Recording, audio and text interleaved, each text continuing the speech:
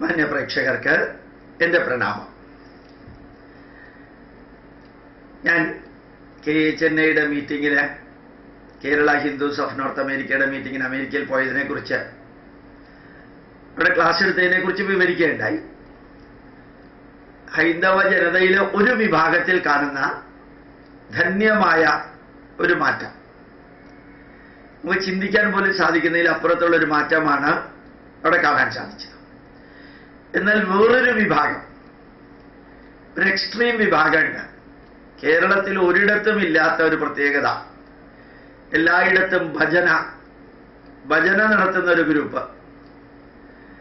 10-15 വർഷമായിട്ട് ഇങ്ങനെ ഭജന നടത്തി ഒരു ഇഞ്ച് പോലും മാറ്റം വരാതെ കുറേ പേര് ഭജന നടത്തും. അത് കഴിഞ്ഞിട്ട് അതിൽ പങ്കെടുക്കുന്നവർ കൊണ്ടുവരുന്ന ഭക്ഷണം കഴിക്കും. ഈ ഭജന എന്ന് പറയുന്നത് എന്തോ വലിയൊരു ആക്ടിവിറ്റിയാണ് എന്ന രീതിയിൽ മനസ്സിലിങ്ങനെ ധരിച്ച്, മനസ്സിനകത്ത് മാറ്റം വരേണ്ടതായിട്ടുള്ള അറിവ് നേടുകയോ അല്ലെങ്കിൽ അതനുസരിച്ചുള്ള പ്രവർത്തികൾ ചെയ്യുകയോ ഭക്തി എന്ന് പറയുന്ന സയന്റിഫിക് ആയിട്ട് അഡോപ്റ്റ് ചെയ്യുകയോ, ചുരുക്കത്തില് ജ്ഞാനയോഗവും കർമ്മയോഗവും ഭക്തിയോഗവും ഇല്ലാതെ കുറേ അധികം നേരം ഒരുമിച്ച് ഉറക്ക പാടുക, അത് കഴിഞ്ഞിട്ട് ഭക്ഷണം കഴിച്ച് മാസത്തിൽ ഒരിക്കൽ പിരിയുന്ന ഒരു ഭജന സംഘം. അതിൽ കമ്മ്യൂണിസ്റ്റുകാരുണ്ട്, കോൺഗ്രസ്സുകാരുണ്ട്, BJP-ക്കാരുണ്ട്, എല്ലാവരും ഉണ്ട്.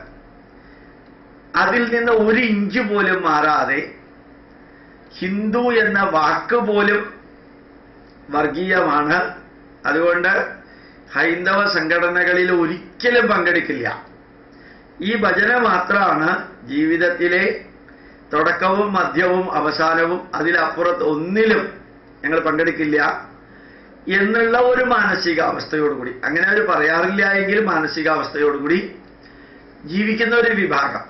അതായത് എവിടെയാണോ 15 കൊല്ലം മുമ്പ് ഭജന ആരംഭിച്ചപ്പോൾ നിന്നത്, അവിടെ തന്നെയാണ് അവരിപ്പോഴും. അങ്ങനെ ഒരു വിഭാഗമുണ്ട്. വേറൊരു വിഭാഗം ഹിന്ദു കാര്യങ്ങൾ എന്തായാലും അത് BJP-യും RSS-ഉം ആണ്, അത് കാരണം ഒരു കാരണവശാലും അതുമായിട്ട് ചേരില്ല എന്ന് പറയുന്ന വേറൊരു വിഭാഗം.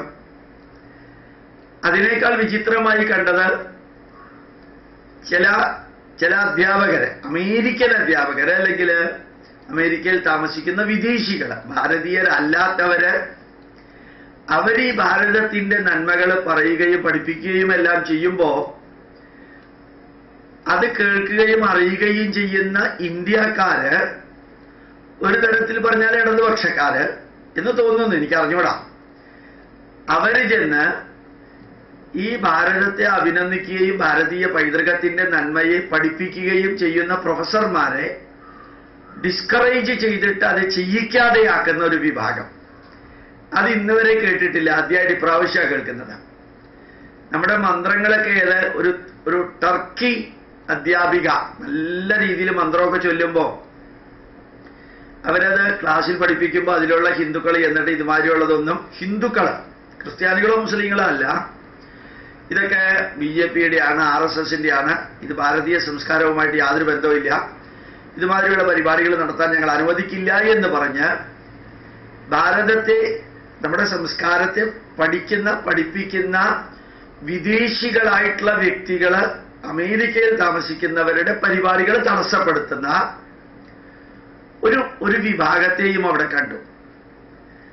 അവർ ചില സ്വാമിമാരെ, ഇടതുപക്ഷ ചിന്താഗതിയുള്ള സ്വാമിമാരെ വരുത്തിയിട്ട് അവരൊരുമിച്ച് ചേർന്ന് ഈ നാടിന്റെ പൈതൃകം വരേണ്യവർഗത്തിൻ്റെതും ബ്രാഹ്മണരുടേതുമാണെന്ന് പറഞ്ഞ വേദങ്ങളും ബാക്കിയുള്ളതെല്ലാം ഇതേ സ്വാമിമാര് പണ്ട് നന്മ നിറഞ്ഞ രീതിയിൽ പറഞ്ഞവരെ കൊണ്ട് വിപരീതമായിട്ട് പറയിപ്പിച്ച്, ഹിന്ദുധർമ്മം എന്ന് പറയുന്നത് RSS-ഓ BJP-യോ നമ്മുടെ വേദങ്ങളോ പുരാണങ്ങളോ ഇതിഹാസങ്ങളോ ഒന്നുമല്ല, അതിനേക്കാളും വ്യത്യസ്തമായിട്ടുള്ള ഒരു തരത്തിലെ യുക്തിചിന്തയും നിരീശ്വരവാദവുമാണ് ഭാരതീയ പൈതൃകം എന്ന് പറഞ്ഞ് ഹൈന്ദവ ജനതയെ വേറൊരു ഗ്രൂപ്പിലേക്ക് കൊണ്ടുവരുന്ന വിഭാഗം.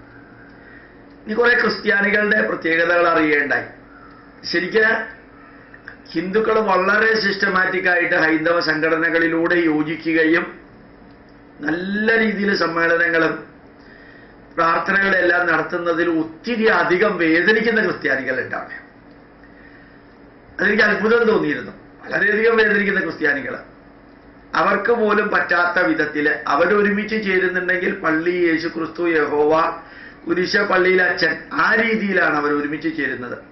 അങ്ങനെ ഒരു നിയന്ത്രണവുമില്ലാതെ സ്വതന്ത്രമായിട്ടുള്ള ഹൈന്ദവ ജനത ഒരുമിച്ച് ചേർന്ന് ധന്യമായി ഭാരതത്തെക്കുറിച്ച് അഭിമാനിക്കുകയും നമ്മുടെ പൈതൃകത്തിൽ ഉറച്ചു വിശ്വസിക്കുകയും ചെയ്യുന്ന ആ ഹൈന്ദവ ജനതയുടെ കൂട്ടായ്മ കണ്ട് ഭയപ്പെട്ട് ദേഷ്യപ്പെട്ട് പ്രതികരിക്കുന്ന ക്രിസ്ത്യാനികൾ കുറച്ചുണ്ടായിരുന്നു. ഇതിനെല്ലാത്തിനേക്കാളും മുമ്പ് പറയേണ്ട ഒരു പ്രത്യേകത പണ്ടും ഇപ്പോഴും കാണാറുള്ളത്, അമേരിക്കയിലെ ഹിന്ദുക്കൾ എന്ന് പറയുന്നത് ശരീരത്തിന്റെ അടിമകളാണ്, മനസ്സിന്റെ അടിമകളല്ല. ഞായറാഴ്ച ഒരു സെമിനാർ വെക്കാൻ പറ്റില്ല, വേറെ ഏതെങ്കിലും ശനിയാഴ്ചയോ മറ്റോ വെക്കണം. കാരണം ഞായറാഴ്ച അവർ രാവിലെ 11-11:30 മണിക്ക് എഴുന്നേൽക്കുള്ളൂ. ആ 11:30 മണിക്ക് എഴുന്നേറ്റ് ബ്രേക്ക്ഫാസ്റ്റും ലഞ്ചും ഒരുമിച്ച് കഴിക്കുന്ന, ബ്രഞ്ചായിട്ട് കഴിക്കുന്ന ഒരു സമൂഹം. ശരിക്കും അത്ഭുതം തോന്നിയിരുന്നു. എത്ര സീരിയസ് കാര്യമുണ്ടെങ്കിലും ഞായറാഴ്ച ദിവസം 10-11 മണിക്ക് എഴുന്നേൽക്കുള്ളൂ. അത് കിടക്കാൻ പോകുന്നത് വൈകിട്ടല്ല, മനസ്സിന്റെ അടിമകളാകാതെ മനസ്സുപയോഗിച്ച് ശരീരത്തെ നിയന്ത്രിക്കുക എന്ന് പറയുന്നത് അറിയുക പോലും ചെയ്യാത്ത രീതിയിൽ ശരീരത്തിന് വേണ്ടി മാത്രം ജീവിക്കുന്ന ഒരു വിഭാഗം. രാവിലെ നേരത്തെ എഴുന്നേൽക്കുക, അതവരുടെ ജീവിതത്തിൽ കേൾക്കുക പോലും ചെയ്തിട്ടില്ല. എന്നിട്ട് അടുക്കും ചിട്ടയുള്ള ജീവിതം, അങ്ങനെയൊന്നുമില്ല. അത്ഭുതം തോന്നി. 6:30 മണിക്ക് 7 മണിക്ക് എഴുന്നേൽക്കും. എന്നിട്ടൊരു പരക്കം പാച്ചിലാണ്. ഞായറാഴ്ച 11 മണിക്കൊക്കെ എഴുന്നേൽക്കും. എത്ര സീരിയസ് ആയിട്ടുള്ള മീറ്റിംഗ് വെച്ചാലും ശരി, അവരുടെ യൂഷ്വൽ ശരീരത്തിന്റെ സുഖത്തിന്റെ അടിമകളായിട്ട് ജീവിക്കുന്ന ഹിന്ദുക്കളെയാണ് ഭൂരിഭാഗവും കാണാം. അങ്ങനെയൊക്കെ കുറേ പ്രത്യേകതകൾ അവിടെ കാണാൻ സാധിച്ചു.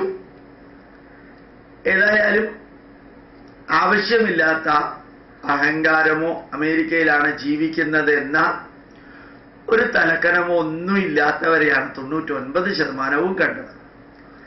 പിന്നെ കേരളത്തിന്റെ ലെവലിലേക്ക് എത്താൻ ഇനിയും ഒരു 20 വർഷം കഴിയേണ്ടി വരുന്ന വിധത്തിൽ അന്ധവിശ്വാസികളായിട്ടുള്ള ഹിന്ദുക്കൾ, ഭൂരിഭാഗം ഹിന്ദുക്കളും അന്ധവിശ്വാസികളാണ്. ഈ കേരളത്തിൽ ഈ ഭജന സംഘവും സത്സംഗ സംഘം എന്ന് പറഞ്ഞിട്ടുള്ളതൊന്നും ഇല്ല.